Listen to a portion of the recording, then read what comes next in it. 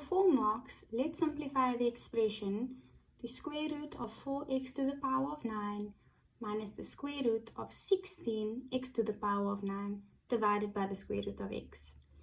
So what we need to note is we are applying to the square root not only to the numbers but to the variables which have exponents, and they are done in slightly different ways. So the square root of 4 is 2 because 2 times 2 is equal to 4. Now the way that we are going to do the variables, it's a special law that we apply with exponents. I'm going to take the inner exponent divided by the outer exponent. So in this case, the one that's on the inside of the square root is 9 and the one on the outside is an invisible 2, right? And that gives me 4.5. So this will be x to the power of 4.5. In a similar way with this one, the square root of 16 is 4.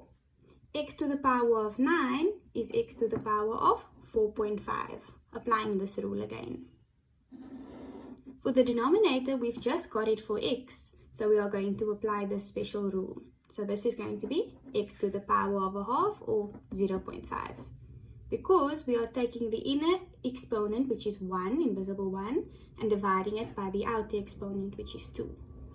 Now in the numerator, I can see there's a common factor of x to the power of 4.5.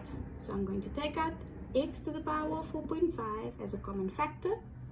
Then I'm left with 2 minus 4. In my denominator, I've still got x to the power of 0.5.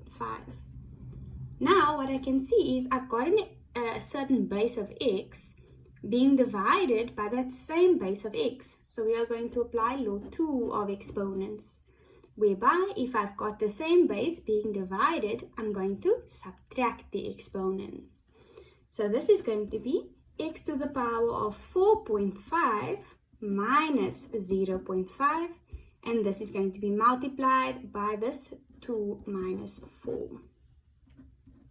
X to the power of 4.5 minus 0.5 is x to the power of 4, and then 2 minus 4 is negative 2.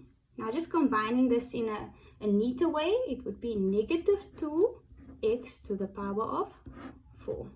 Be sure to subscribe and like the video.